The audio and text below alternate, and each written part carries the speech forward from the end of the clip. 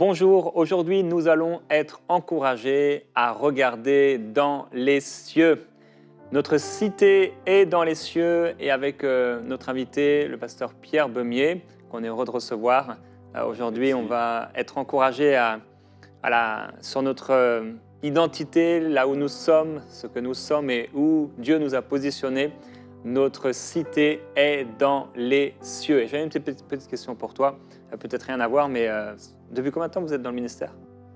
Moi j'ai rencontré le Seigneur en 1968. Okay. C'était là où j'ai fait vraiment ma conversion. Alors, comme je viens d'un arrière-plan chrétien, évangélique, protestant, je me suis mis tout de suite au service de Dieu, mais je ne peux pas dire que j'étais dans le ministère. Ouais. On travaillait, on servait dans l'église locale. Et puis, très vite, je suis devenu l'évangéliste de l'église locale. Donc, c'était en 78, plus ou moins. Ah oui. Et voilà. Wow. Depuis ce temps-là. Plus de 40 ans. Ah oui, plus de 40 ans, même un peu plus. Mais enfin, oui, c'est ça. Wow. Gloire à Dieu. C'était comme ça, une petite question pour te présenter un peu plus. Et donc aujourd'hui, tu vas nous parler de cette cité. Oui. Notre cité est dans les cieux, sur un passage de Philippiens, je crois. Oui, notre cité est dans les cieux, mais parce qu'on se pose souvent des questions. Moi, j'ai entendu, oui, ça veut dire quoi l'expression notre cité est dans les cieux? Ouais. Est-ce qu'on peut y aller, puisque c'est notre cité, hein, j'aimerais bien aller dans la cité. Est-ce qu'on peut vivre cette réalité aujourd'hui sur la terre? Et beaucoup de gens disent, on ira dans le ciel là, quand on sera mort, on ira dans notre cité céleste, etc. Et moi, j'ai découvert, par mon expérience, qu'il y avait une autre réalité. Et qu'on avait un accès constant devant le trône de Dieu. Parce que la cité céleste, c'est là où est le trône de Dieu. Et à travers, on va voir dans notre réflexion, qu'à travers le sang de Jésus, on a un accès à cette cité céleste. Constamment, 24 heures sur 24, 7 jours sur 7. Il n'y a pas de pause, on peut y aller quand on veut. Il n'y a pas de travaux sur l'autoroute, il n'y a pas de grève, on peut aller là-haut quand on veut. On est d'ailleurs invité à y aller. Et c'est ce que Paul disait, notre cité est dans les cieux. Et vraiment, j'aimerais qu'on découvre cette réalité-là. C'est cette bonne nouvelle-là qu'on va annoncer. Mais j'aimerais dire que la cité de Dieu, c'est là où se trouve le trône de Dieu. Et souvent, on dit, Seigneur, tu es sur ton trône. D'accord. Mais qu'est-ce qui va faire que le trône, il va être visible, tangible, là où nous sommes? Il y a un passage dans les psaumes, le psaume 22, verset 3, qui dit « Pourtant tu es le Saint, tu trônes au milieu des louanges d'Israël. » Et on chante des chants, on parle du trône de Dieu, mais quand tu adores Dieu, son trône vient. Sa présence, il descend au milieu de la louange de son peuple, parce que Dieu aime être au milieu de son peuple. Et quand Dieu descend au milieu de son peuple, la cité céleste est là. Il y a cette dimension spirituelle qui nous amène à être dans la présence de Dieu et à goûter à cette cité céleste. Donc on voit que la louange va faire descendre cette présence de Dieu. Et le prophète Ésaïe a une vision du trône de Dieu. Ouais. Au chapitre 6 de son livre, il décrit ceci. « L'année de la mort du roi Osias, je vis le Seigneur assis sur un trône très élevé, et les pans de sa robe remplissaient le temple. Des séraphins se tenaient au-dessus de lui, ils avaient chacun 6 ailes, 2 dont ils se servaient, ils se couvraient la face, 2 dont ils se couvraient les pieds, et 2 dont ils se servaient pour voler. Ils criaient l'un à l'autre et disaient « Saint, Saint, Saint est l'Éternel des armées, toute la terre est pleine de sa gloire. » Les portes furent ébranlées dans les fondements par la voix qui retentissait et la maison se remplit de fumée. La réalité du trône de Dieu nous amène à découvrir la gloire de Dieu. Donc nos louanges font que le trône vient, il est là, on en prend conscience. En fait, il a toujours été là, mais on prend conscience qu'il est là. Et puis, on va voir la gloire de Dieu qui est présente dans cet environnement où se trouve le trône. La gloire de Dieu, elle veut percer, elle veut percer à travers la réalité céleste. La gloire de Dieu, elle veut se manifester là où est le trône de Dieu, parce que c'est sa présence qui amène la gloire. C'est sa présence qui fait que cette gloire, elle est visible pour tout le monde. Et le peuple de Dieu, souvent, il est dans le naturel et pas dans le surnaturel. Il ne voit pas ce trône, il ne voit pas cette présence, mais il est là. Vous voyez, ils criaient l'un à l'autre, les séraphins, les anges, « Saint, Saint, Saint, et l'Éternel des armées, toute la terre est remplie et pleine de sa gloire. » C'est une réalité. Il ne dit pas « elle sera pleine », elle est pleine. Elle est déjà là, cette gloire de Dieu. À nous qui comprenons ces choses, de laisser cette gloire de Dieu percer. C'est comme s'il y avait une lumière intense quelque part, mais tous les volets sont fermés. Mais quand tu ouvres les volets, cette lumière intense, elle jaillit hors de l'endroit. Et si c'est au milieu de la nuit, ça devient l'illumination de toute la région. C'est ça, la gloire de Dieu. Elle est là. Et nous, quand nous sommes dans la louange, dans l'adoration, la gloire de Dieu est en train de descendre. Elle se manifeste. Elle est là. Et elle est autour de nous. Elle se meut autour de nous. L'Esprit Saint l'a fait se mouvoir. Et nous pouvons entrer dans ce mouvement de la gloire de Dieu. On peut rentrer là où l'Esprit de Dieu se meut, là où il bouge, là où il est en train d'apporter cette présence de Dieu. C'est cette gloire-là. Vous voyez, dans le psaume 103, par exemple, le psaume 103, du verset 19 au verset 22, il dit « L'Éternel a établi son trône dans les cieux et son règne domine sur toutes choses. » On voit que c'est Dieu qui domine, qui est sur toutes choses. Et là, le psalmiste dit « Bénissez l'Éternel, vous ses anges, qui êtes puissants en force et qui exécutez ses ordres en obéissant à la voix de sa parole. » Il est en train de voir les anges qui sont en train d'être autour du trône. Et puis il continue, il dit « Bénissez l'Éternel, vous toutes ses armées, qui êtes ses serviteurs et qui faites sa volonté. » Et il nous dit, nous qui sommes les serviteurs de Dieu, et comment est-ce qu'on est un serviteur de Dieu? Est-ce que c'est parce qu'on a un titre, parce qu'on a quelque chose sur nous? Non, c'est parce qu'on le sert dans la louange, dans l'adoration, on proclame son nom, on proclame la bonne nouvelle. Alors on est vraiment à son service. Et il dit, mais bénissez-le, c'est ce qui se passe autour du trône. Et puis il dit, bénissez l'Éternel, vous toutes ses œuvres. Et là, il ne parle pas seulement des œuvres que j'ai faites ou que je vais faire, mais il parle des œuvres que Dieu a faites, qui sont vivantes et qui sont là. Et il dit, dans tous les lieux de sa domination, mon âme bénit l'Éternel. Alors peut-être vous n'avez pas saisi cette dimension, mais j'aimerais prier pour que cette dimension de la présence de la gloire de Dieu vous atteigne aujourd'hui, qu'elle vous touche et que vous soyez transportés dans le royaume du Fils de son amour. C'est ce que Jésus a fait. Il nous a transportés dans le royaume du Fils de son amour. Là où est la gloire, là où est la présence de Dieu, là où est notre cité céleste. Père, je prie, oh oui, je prie pour mes amis qui sont à l'écoute. Oh Seigneur, merci pour ce trône qui siège, qui est là, au milieu de nos louanges. Merci Seigneur parce que tu sièges là. Quand nous t'adorons, quand nous élevons ton nom, quand nous célébrons ta gloire, quand nous bénissons qui tu es, alors tu viens nous toucher, tu viens te révéler à nous, tu viens manifester ta présence. Et je prie que là où sont mes frères et sœurs, ils aient cette révélation de la cité céleste, qu'ils aient cette révélation de ta présence. Tu es présent, tu remplis tout en tous, c'est ce que ta parole déclare. Seigneur, j'appelle ta gloire à se manifester. J'appelle ta gloire à se manifester dans tous les lieux de ta domination. J'appelle ta gloire à être présente, à être puissante. Maintenant, dans le nom de Jésus, merci Seigneur de faire cette œuvre extraordinaire. Alléluia, Jesus.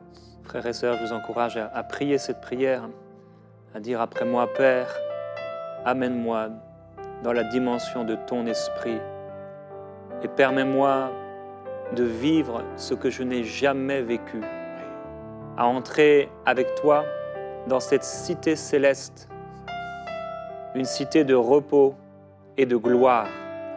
Saint-Esprit, fais-moi monter plus haut. Permets-moi de voir ce que je n'ai jamais vu, de comprendre ce que je n'ai jamais compris, saisir ce que je n'ai jamais saisi. Illumine les yeux de mon cœur, Père, afin que je puisse voir, recevoir et comprendre ce qui m'appartient en toi, Christ. Seigneur, merci. Ma vie t'appartient. Fais-moi entrer dans une nouvelle dimension de spiritualité, la vie avec toi, ta présence en moi, sur moi, à travers moi. Fais-moi vivre quelque chose de nouveau. Oui, Père, je prie pour ces frères et sœurs qui prient ainsi. Amène-les dans cette dimension du surnaturel, dans cette dimension spirituelle. Oui, merci pour le Saint-Esprit dans leur vie. Je prie pour ceux qui se sentent secs. Amène-les plus loin, Seigneur. Rafraîchis-les, s'il te plaît. Pluie du ciel descend sur eux. Pluie du ciel descend sur leur vie. Seigneur, rafraîchis-les dans l'esprit. Rafraîchis-les dans leur vie spirituelle. Seigneur, merci de les amener dans quelque chose de frais, quelque chose de nouveau pour eux. Rien n'est nouveau pour toi, mais pour eux, Seigneur, et pour nous. Chaque jour, tu renouvelles tes bontés, tes grâces. Et je prie, Père, pour les grâces renouvelées dans leur vie spirituelle, dans leur vie avec toi, dans leur marche, dans cette vie présente. Ta parole déclare que tu ne nous appelles pas à vivre par la vue, mais par la foi. Et je prie qu'alors qu'ils marchent par la foi, ils puissent voir non avec leurs yeux naturels, mais les yeux de l'Esprit. Saint-Esprit, merci. On veut aujourd'hui et pendant ce temps de prière, vraiment une révélation. Tourner nos regards vers toi, Seigneur, vers les cieux. Ta parole le déclare. Regardez en haut, cherchez les choses d'en haut et non ce qui est sur la terre. Saint-Esprit, merci. Que quelqu'un puisse aujourd'hui se repentir de rechercher constamment les choses de la terre. Que quelqu'un aujourd'hui qui a le cœur occupé, préoccupé constamment par les choses de ce monde puisse se repentir simplement devant le Seigneur et dire, Seigneur, pardonne-moi d'avoir mis toute mon attention, tellement de mon cœur dans ces choses. Et ramène-moi, s'il te plaît, sur le chemin étroit qui mène à la vie.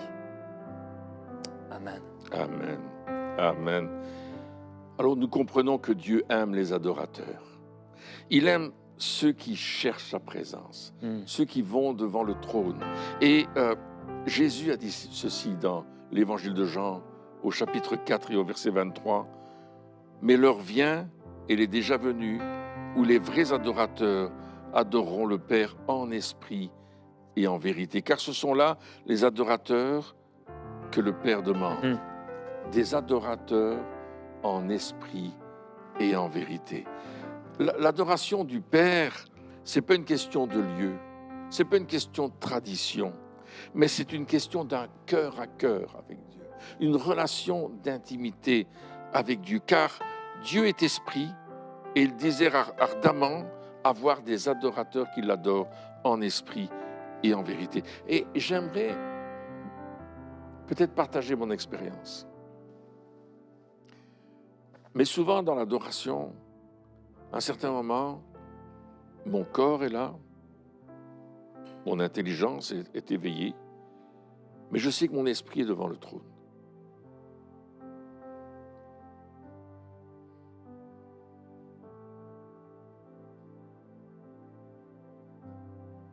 Wow.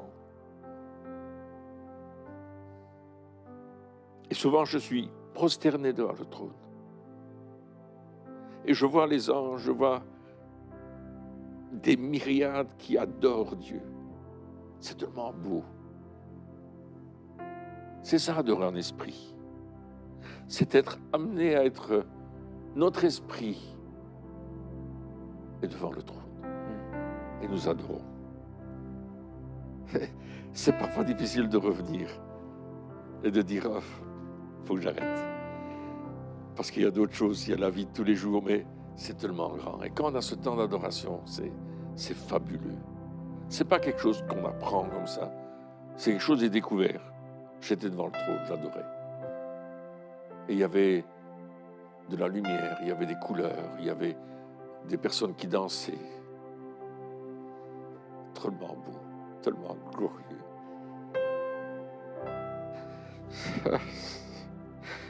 Ça vient me chercher, comme on dit. Continue. Trop puissant, trop puissant. Partage. Et je vous invite à vivre cela. Pas simplement chanter des chants. Et, vous savez, j'ai écrit un chant dans lequel je dis « J'aime être seul devant ton trône et contempler ta sainteté ». Il y a quelque chose de différent. Et quand on va dans cette dimension-là, on reçoit quelque chose qui vient nous fortifier dans l'esprit, dans le corps, dans l'âme. Et peut-être parfois tu peux être fatigué, souffrant, mais tu reviens avec cette chaleur du trône. Ça n'a rien à voir, ce n'est pas une question de religion, c'est une question de relation, c'est une question de cœur à cœur. C'est là, tu es devant le trône et tu l'adores. Voulez-vous faire cette expérience? Voulez-vous aller devant le trône simplement et regarder la grandeur de Dieu? Simplement, parfois, je suis là, je suis couché dans l'esprit, mon esprit est couché devant le trône et je ne dis rien. Je contemple.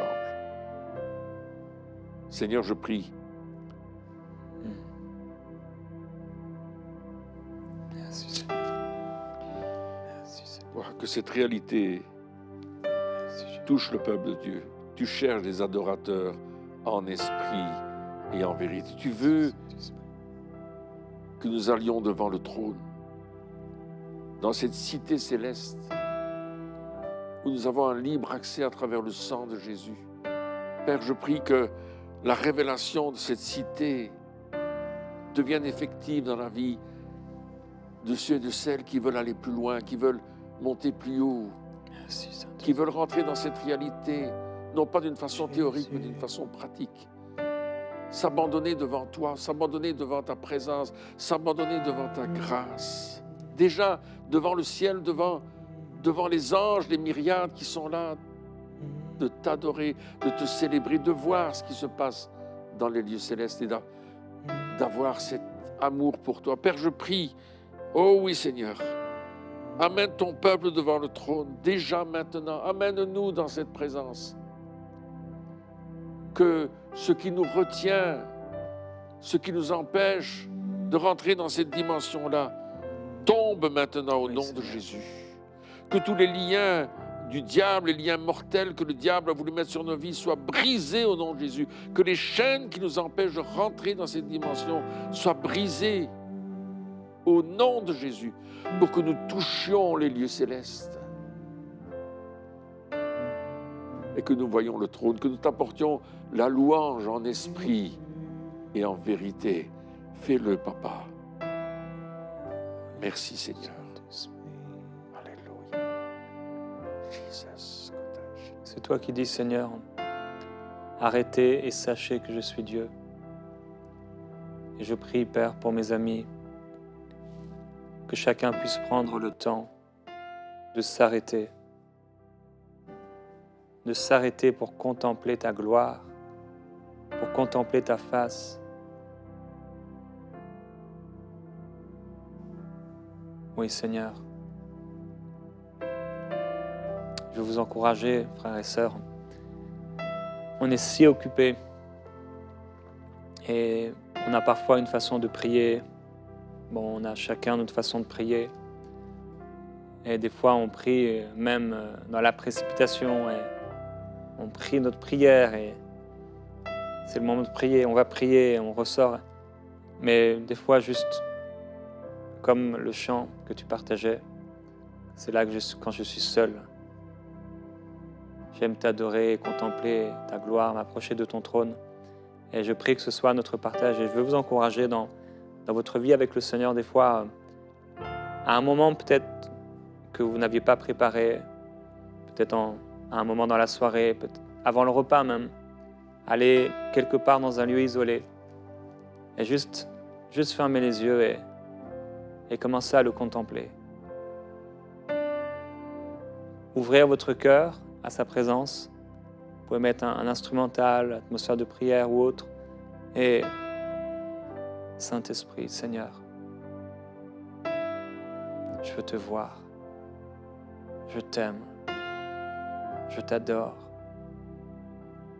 Et simplement à l'adorer, à le glorifier, à l'inviter. Seigneur, prends plus de place. Et c'est comme quelqu'un qui va dans un lieu et il est peut-être dans une sorte de désert et régulièrement il doit aller dans une source d'eau pour boire et il se met là et il boit et il ressort, il a ce dont il a besoin. Ou quelqu'un qui a besoin de manger pour se fortifier parce qu'il est fatigué. Et nous, on a besoin d'aller là, seul avec lui, seul avec Jésus. Et ça, personne ne pourra nous le donner. C'est quelque chose qu'on ne peut recevoir que de lui.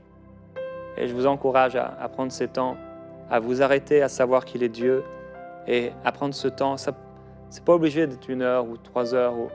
C'est pas une question de temps, mais plus de cœur. Et à vous arrêter vraiment, prendre le temps de respirer, de souffler, remplir vos poumons spirituels de l'oxygène de Dieu, de la présence de Dieu. Je prie qu'il en soit ainsi dans votre vie et c'est un encouragement pour vous, pour vivre plus avec lui. Oh, amen. Voyez-vous, on a beaucoup d'exemples dans la Bible de ce qui se passe dans les lieux célestes. Souvent, on se dit, mais qu'est-ce qui se passe là-haut? Mais quand vous lisez votre Bible attentivement, vous voyez ces choses. Et Jean, dans l'Apocalypse, dans le livre de la Révélation, justement, il va lever le voile. C'est ce que veut dire Apocalypse. Et au chapitre 4, par exemple, j'ai pris ce chapitre-là, il dit, après cela, je regardais, et voici, une porte était ouverte dans le ciel. Oh, merci Seigneur. L'accès, la porte est ouverte. La première voix que j'avais entendue, comme le son d'une trompette et qui me parlait, dit « Monte ici, et je te ferai voir ce qui doit arriver dans la suite. » Aussitôt je fus ravi en esprit. Et voici, il y avait un trône céleste. Et sur ce trône, quelqu'un était assis. Celui qui était assis avait l'aspect d'une pierre de jaspe et de sardoine, c'est-à-dire qu'il était étincelant comme du cristal et brillait comme une pierre précieuse de cornaline. Et le trône était environné d'un arc-en-ciel semblable à de l'émeraude, un cercle de lumière verte. Autour du trône, je vis 24 trônes. Et sur ces trônes, 24 vieillards assis, revêtus de vêtements blancs étincelants. Et sur leur tête, des couronnes d'or, couronnes de victoire en or. Le livre de l'Apocalypse nous dévoile la vie dans la cité où se trouve le trône de Dieu. Est-ce que vous ne trouvez pas ça extraordinaire? Voilà ce qui nous déclare cette adoration qui est devant le trône. Et quand vous lisez les textes de l'Apocalypse, vous voyez qu'ils sont là et qu'ils louent le Seigneur. Il dit Saint, Saint, Saint est l'Éternel des armées. Voilà notre cité céleste. Voilà où Dieu nous appelle à aller. Et Paul le répète dans Philippiens, chapitre 3, verset 20. « Mais notre cité à nous est dans les cieux, d'où nous attendons aussi notre Sauveur, le Seigneur Jésus-Christ. » Notre cité est dans les cieux. Alors, j'aimerais vous donner quelques pistes. Quelques pistes pour rentrer dans cette cité céleste. On y a accès au moyen de la prière. Croyez-moi, dit Jésus, dans Jean 14, 11 et 14. Je suis dans le Père et le Père est en moi. Croyez du moins à cause de ses œuvres. En vérité, je vous le dis, celui qui croit en moi fera aussi les œuvres que je fais et il en fera de plus grandes parce que je m'en vais au Père et tout ce que vous demanderez en mon nom, je le ferai afin que le Père soit glorifié dans le Fils. Si vous demandez quelque chose en mon nom, je le ferai. La prière nous amène devant le trône, dans le Père, dans le Fils, en Jésus-Christ. La présence de Dieu, deuxième point, le Saint-Esprit, l'Esprit de vérité qui nous amène dans cette adoration. Et puis, le portail de Dieu est ouvert pour nous à travers le sang de Jésus. L'Épître aux Hébreux, au chapitre 10, dit que nous avons un libre accès devant le trône. Un libre accès pour aller dans la présence du Père. Voilà ce que Dieu nous dit. Et souvent, nous prions pour demander des tas de choses. Mais si nous pouvions simplement prier pour dire, Père, tout ce que je veux, c'est ta présence. Nous prions pour avoir la puissance du Saint-Esprit, mais si simplement nous disons, Saint-Esprit, amène-moi plus haut, fais-moi monter là-haut, comme l'ange l'a dit à l'évangéliste Jean, monte plus haut. Et puis simplement, si nous puissions voir que ce libre accès, nous l'avons, alors on va l'utiliser pour aller dans la présence du Père. Seigneur, encore une fois, je prie pour que mes frères et sœurs qui sont à l'écoute de cette émission puissent se laisser inspirer. Peut-être ils ont des choses à changer, des choses à être transformées pour monter dans cette présence, monter plus haut comme tu leur demandes.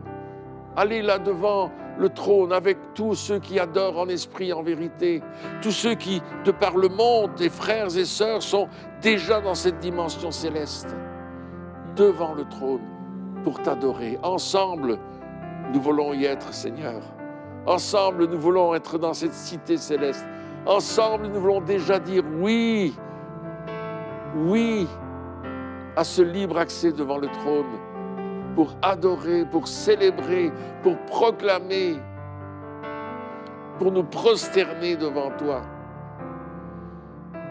et dire simplement avec nos mots, avec notre esprit, en vérité, que tu es le roi des rois, le Seigneur des seigneurs, le Dieu tout-puissant à qui nous appartenons, que tu es notre Papa du ciel, que tu es celui qui nous aime. Ô Père, j'appelle cette révélation sur ton peuple aujourd'hui. J'appelle cette révélation du nord au sud, de l'est à l'ouest. J'appelle cette révélation maintenant. Père, nous avons besoin encore plus.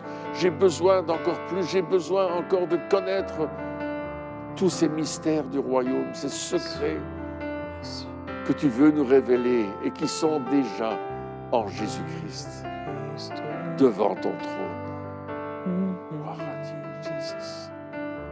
Merci Seigneur. Merci Père vraiment de nous amener